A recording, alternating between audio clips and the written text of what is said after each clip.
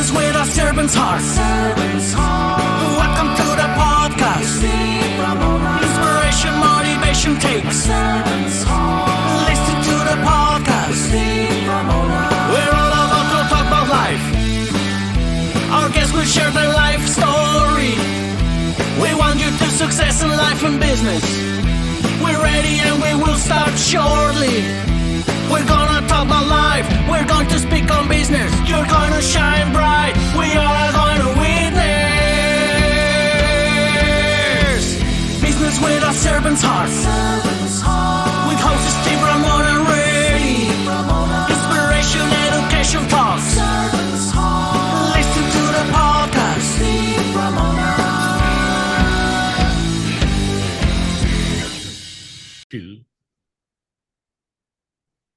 Welcome, everyone, to Doing Business with a Servant's Heart podcast.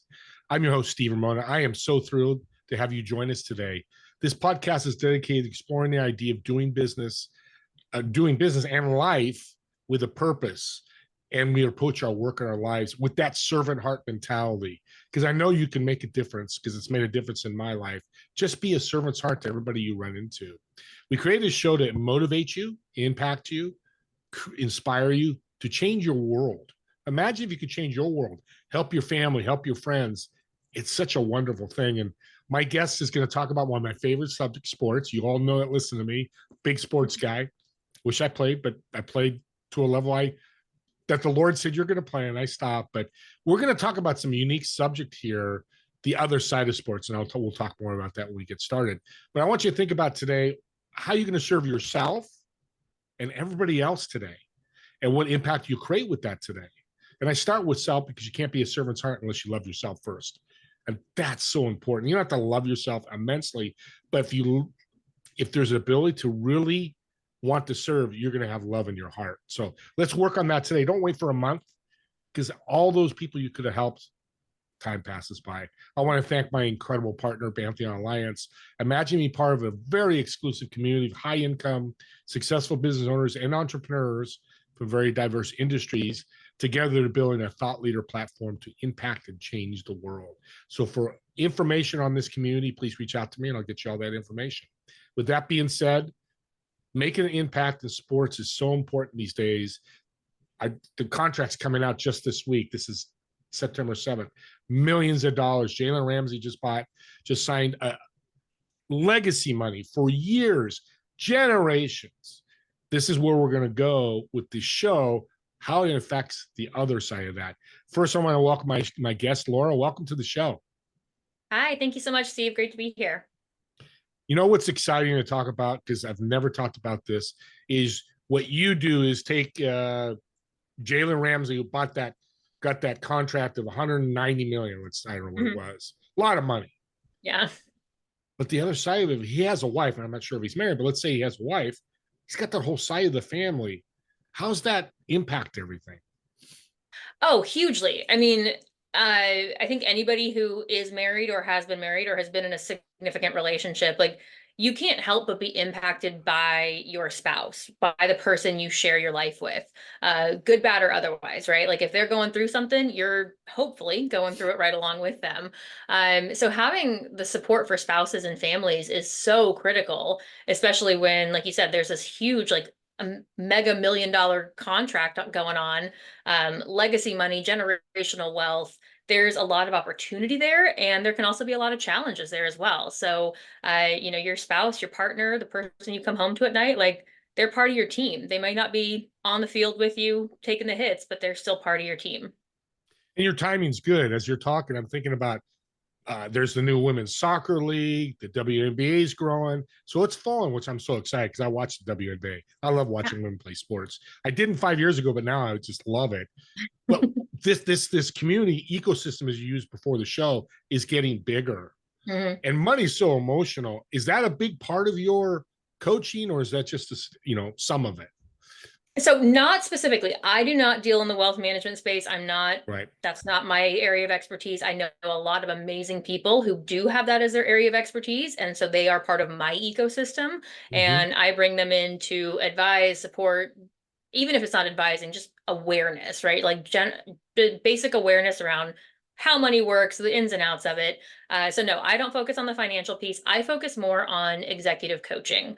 So that's, and even we call it meta performance coaching. So taking people beyond high performance and inviting them to ask the question, what am I capable of? And that extends far beyond how much money's in your bank account. There are a lot of things that many of us are capable of with very few dollars in the bank account. So that's really my focus, is on executive coaching and lifestyle support for athletes and their ecosystem, their personal ecosystem of family and significant other. You just defined a servant's heart in business. I love what you just did. I don't do wealth management, but I have a team in people in my ecosystem. I just want the audience to hear this. That's why I love having her on the show, because you all can do this. It's the power of that. Don't try to do everything. Hand it off to people who know how to do it. Meta performance. I love the name. I know what meta means, but some people in the audience don't. Why that name, and what does it really mean? So I cannot take credit for that. It actually came from the Meta Performance Institute. That's what the certifying group that I went through to become certified as a Meta Performance executive coach. And in that space, Meta actually stands for metamorphosis. So it's transformation. It is transformational coaching. And again, when we ask that question, what am I capable of? It creates a whole new world of possibility that you might not have thought of before. And one thing that I like to tell people with transformational coaching is, like, in order to have something you've never had, you're going to have to become someone you've never been. And that is really the power of the coaching that we do, is we help you think about something that you would love to achieve and you're like, oh, that seems totally impossible. All right, great. If it excites you, if it lights you up, if you get goosebumps when you think about it, like, let's go for it. But you might have to evolve into a new version of yourself in order to make that happen. And are you willing to do that? So those are the types of sort of initial conversations I have with people to make sure that they're all in on what that transformation is going to look like to get them what they want. Yeah, that's really cool. I love that, because my podcast is one of those. I never thought it'd be like this and growing as fast as it did. And I love what you're saying, because inaction is worse than making the wrong decision, or not making a decision. Yeah, good coaches. And I love that you just said that, because people, I love to train. I love to educate. Just make a decision. You can always correct a bad decision. You can't correct a non-decision. Yeah. That's pretty good. No, I think that's pretty darn good. It's funny. So with that, what I want to know, this is personal, I'm sure people in the audience want to know, what are the challenges that you see with the significant others with professional athletes that you, with the meta performance coaching, can help? Yeah, that's a great question. So I would say that, and this is not specific to athletes, there are obviously other industries that this would apply to as well. But when there's somebody who has such a big, prominent career, it's really easy. And I'm going to go with a standard heterosexual relationship and being the woman. It's really easy to, like, put my goals and dreams on hold to support him and to support what he's going after. And that dynamic can flip, absolutely, where there are men who put their goals and dreams on hold because the wife has this high-powered, amazing career. So a lot of the time, that's what we focus on in the space, is how, like, what have you put on hold? What were those dreams that you had 5, 10 years ago, before the first contract, before the kids, before whatever, that you would like to tap back into? And so that's one area that we look at, is, like, what are the dreams and things that you've put on hold that you'd like to tap back into? The other challenge that a lot of spouses and families deal with when in partnership with an athlete is it can be really isolating. There are a lot of things happening on the personal side of an athlete's life that you might feel as a partner that you can't or shouldn't share. And so you're holding all that in, right? Like, you don't have a place that's, other than therapy, hopefully. It may not feel like like you have a safe place to talk about the challenges and the frustrations and finding a solution to those problems. And I think there's also some guilt that comes along with that feeling of, like, oh, well, he makes millions of dollars and we have this beautiful life. Like, who am I to complain? Who am I to feel bad about my situation? So those are some areas that we look at. And then also the demands of the lifestyle. It's a very transient lifestyle for athletes. They get traded, they get cut, whatever happens in that world, they get injured, and maybe they're not, the dynamics of life change depending on what the athlete is going through. So with transient lifestyle, all those elements that come together, spouses and partners also tend to feel they take all that on. They feel that. They sort of become like an emotional sponge in a way. And a lot of times I've heard people say, like, we're really trying to just hold it all together. and maintain a sense of normalcy for the kids, for the athlete, be the rock when they're going through something tough. So there's a lot that happens in the private personal dynamics between a spouse and an athlete. And so it's something that isn't talked about enough, and there aren't, in my opinion, enough resources made available to the spouses and families to help them figure it all out and navigate it with grace and courage, and to chase after the things that light them up while also being an amazing spouse. Yeah, and it's so powerful what you're talking about, because it's easy as an athlete. Patrick Mahomes wakes up, goes to practice, gets ready for his game. It's only because I've seen documentaries, and you know this. Yeah. That's all they're focused on in the game. And what I love about Patrick Mahomes, I want to ask you this question, is his wife owns the women's soccer team in Kansas City. She's a part owner. I love that. And you see the dynamic because they're involved, and he's involved helping her. How important is the athlete in this whole component of making sure the significant other is taken care of? Yeah, I mean, I think the athlete is, well, it's huge, but it's also, every relationship is unique, right? Like my relationship with my significant other might look 100% different than your relationship with your significant other. And that's okay. It really has to work for the two people who are in the relationship. And that's the most important thing. Nobody else has to understand it, as long as it's healthy and it works for the two of you. And that's kind of the most important thing. So if the athlete is understanding and supportive that his partner is a whole person, just like he is a whole person, she has things that she wants to pursue and focus on. And, kudos to Brittany Mahomes for taking that step and being bold enough to say, I want to own a sports team, so I'm going to do that. And kudos to Patrick Mahomes for supporting her and being willing to say, like, cool, babe, like, let's do this. Like, how can we make this awesome? And I don't know the inner workings and private dynamics of their relationship, but, I think it is important for the athlete to at least allow for that to happen, right? For them to say, like, okay, it's not always all about me. What are you interested in? What lights you up? I call it the you, me, we dynamic. So you should have things that you focus on and love. I should have things that I focus on and love. And then together we should have things that we both focus on and love and do together. And I think, to me personally, that's where the balance of a healthy relationship really comes in. You just wrote a book. That's so powerful. I mean, I'm thinking of Steph Curry and I forget Steph's wife. My wife loves her. She's all big in cooking and speed on TV.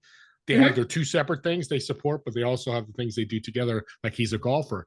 And those are ROI audience why Laura is so awesome, because it's working. And again, we're seeing it from the outside, but most partly it's working. So here's the big elephant in the room: social media. That's big. How do you handle that? So everybody, again, has their own preference, has their own style and what they do. I don't typically advise on social media and what to do. Again, that's not my area of expertise. There are plenty of other people who are experts on it. And in fact, a lot of the teams have like social media training that athletes go through. And so in some ways, I would say that an extension of that applying to the spouse and family would make sense. But from a lifestyle perspective, prior to athlete development, I was a household manager. So I managed large luxury homes for families, multi-million-dollar homes up to 10,000 square feet. So I saw the personal dynamics and the personal side of things. And one thing that I would tell the support staff, like nannies, I was like, you probably shouldn't be posting pictures of their kids. They're not your children. You probably shouldn't be posting pictures of their kids on Facebook, on Instagram, whatever it is, just because it's a privacy thing, right? And it's a security thing. So the higher profile the individual is, the more private I would think you would want the social media. And I think we all know social media for most people, regardless of your celebrity status, tends to be curated for the message you want to deliver. So being cognizant of that as well, not comparing yourself to what you see on social media or to the lifestyle that someone else seems to have on social media that's a very helpful tool to know, like, oh, they're presenting what they want to present, because that has been edited and refined and tailored for a very specific message that they want to convey. So I think as long as somebody has a clear reason and purpose behind their use of social media and they're in alignment with that, they're probably good.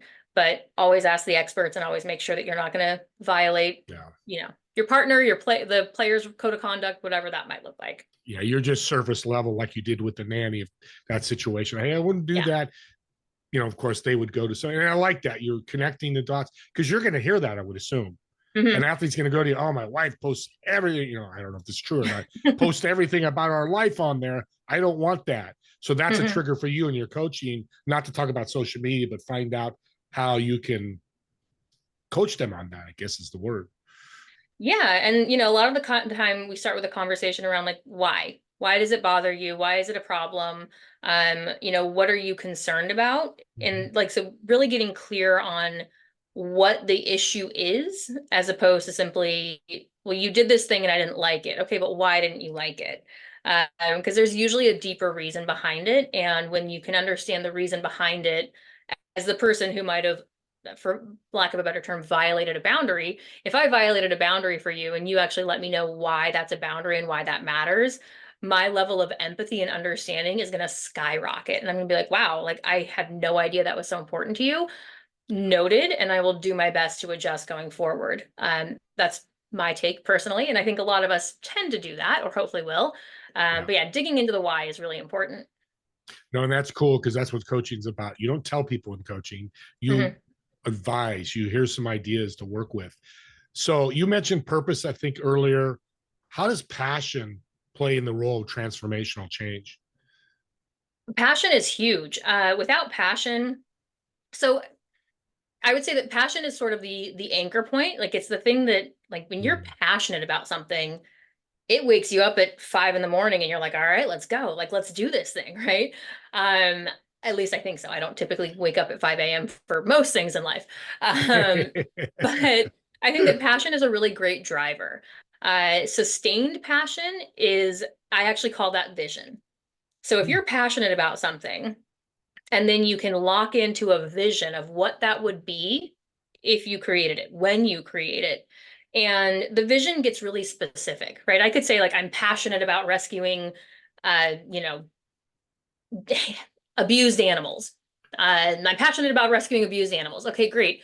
But my vision might be having a sanctuary where I can bring in 500 abused animals every year and rehabilitate them and rehome them. And that is a much more visceral feeling. Like 500 abused dogs a year is different than like, I just want to rescue abused animals.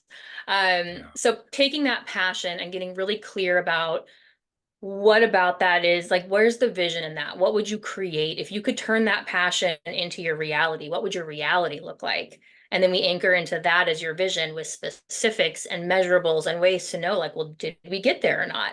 And that's that's the meta performance space. So that vision that's super clear and anchored into, and then we craft strategies and we address the mindset issues that come up along the way. So you're tackling mindset and strategy in pursuit of that bigger vision.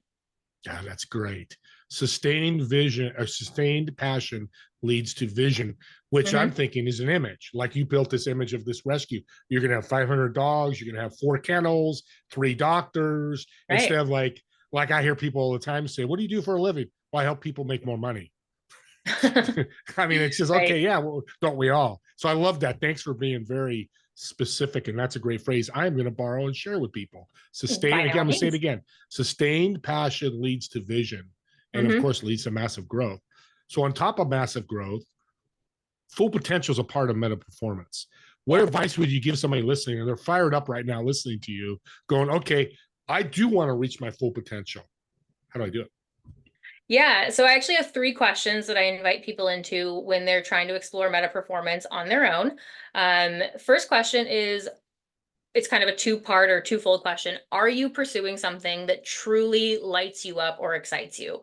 And if you're not, what would that thing be? If you were pursuing something that truly lit you up or excited you, what would that be? So that's kind of where that passion comes in. So that's question number 1. Question number 2 is, if there were no rules, no restrictions, no limits on what you could do to accomplish that thing, what action would you take, or what would you do differently? And I jokingly say, like, laws still exist. You can't murder people. You shouldn't sell drugs to kids.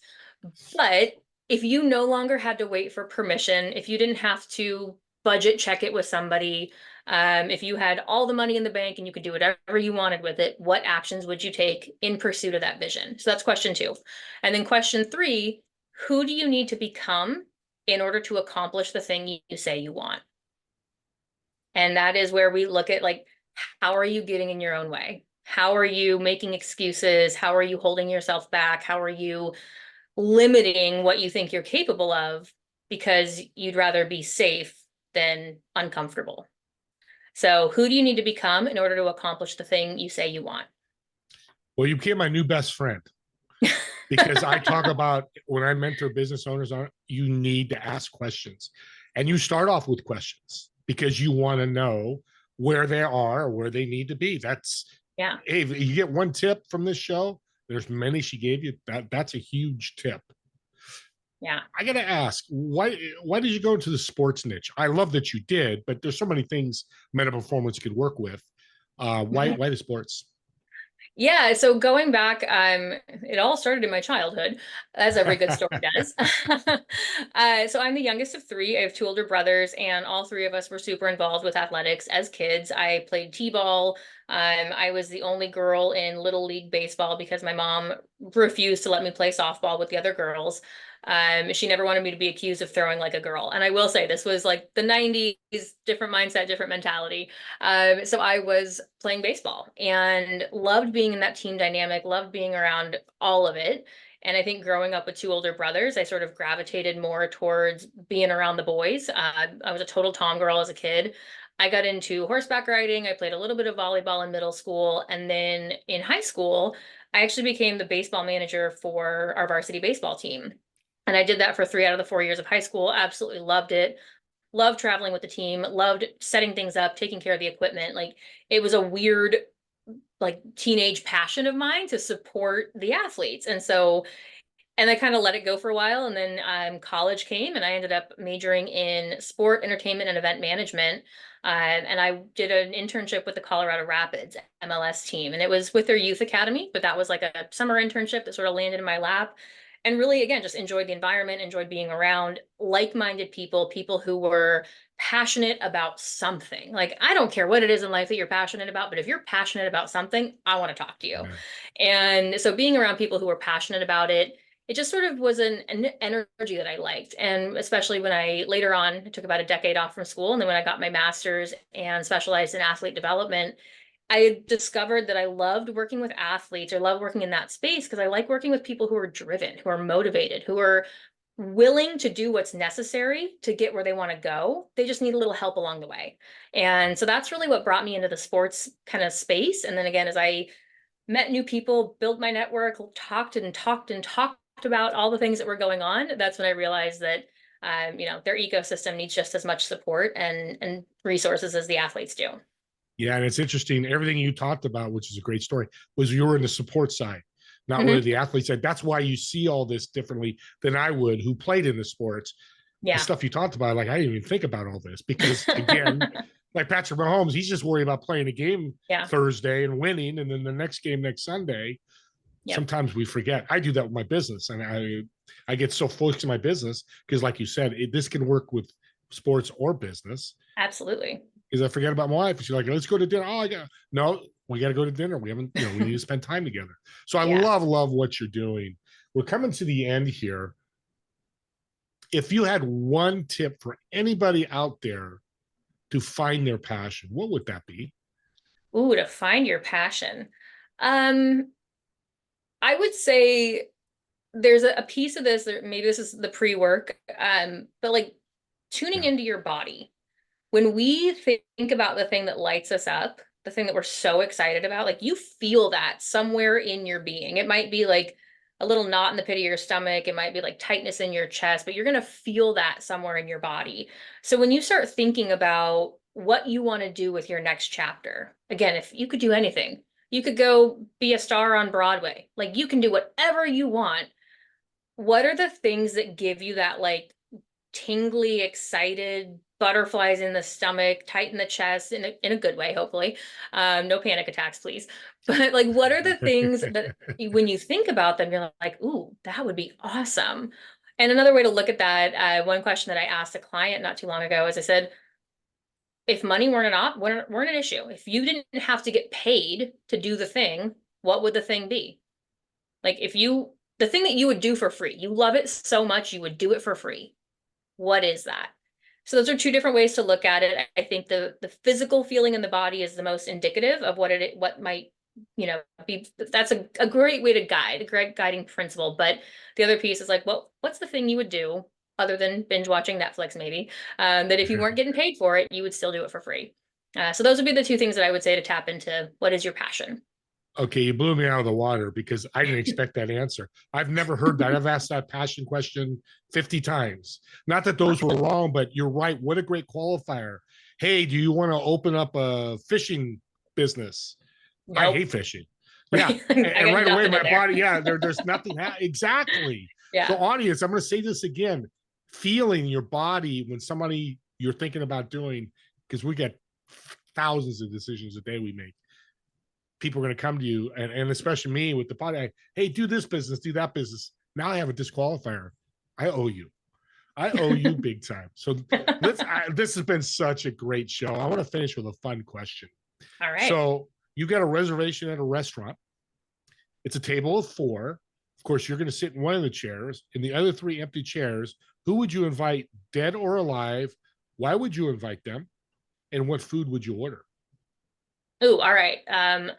So I would invite Bob Marley, Ronald Reagan, and I'm forgetting the other one. I have it. And Babe Ruth. Bob Marley, Ronald Reagan, and Babe Ruth.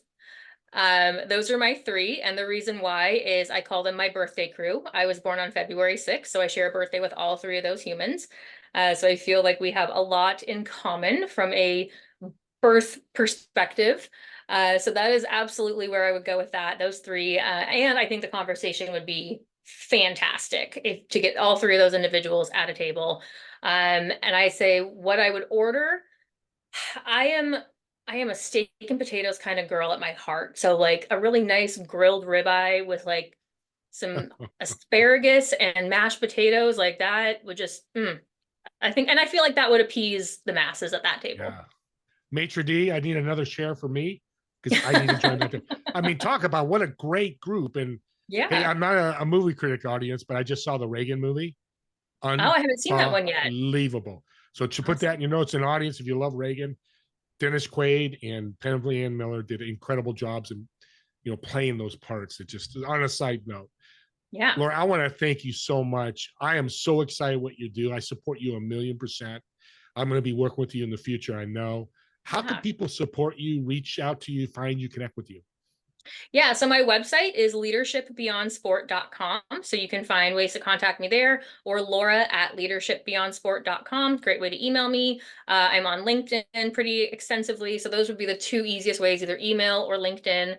And social media is to be determined. I have not been an avid social media user with my business, but I'm going to be growing that in the future. So you might be seeing more from me on that platform as well. But at this point, website or email or LinkedIn. So Leadership Beyond Sport, Laura at leadershipbeyondsport.com.